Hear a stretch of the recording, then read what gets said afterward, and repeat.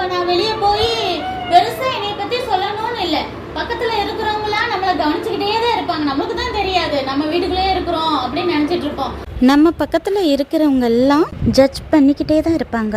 அவங்களா வெளியே வந்து சண்டை போட மாட்டாங்கப்பா, அவங்களா கிறிஸ்தவங்களா, சினிமா பாட்டெல்லாம் கேட்க மாட்டாங்கப்பா, அவங்களா கரெக்டாக சர்ச்சுக்கு போவாங்கப்பா. அவங்கள பற்றி அப்படி நல்ல விதமாக பக்கத்தில் சொல்கிறாங்களா, இல்லை இவங்களா தெருவில் நின்று சண்டை போட்டுக்கிட்டே இருப்பாங்களே அப்படின்னு சொல்கிறாங்களா? எப்படி சொல்கிறாங்க அவங்கள பற்றி?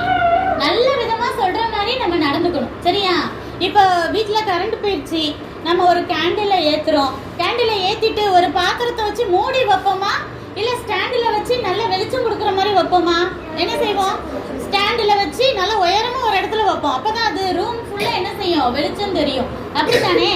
அதே போல் ஏசப்பா பிள்ளையா நம்மளும் என்ன செய்யணும், மற்றவங்களுக்கு எல்லாத்துக்கும் வெளிச்சம் கொடுக்கணும். அப்படின்னா என்ன, ஊழியம் செய்யணும்.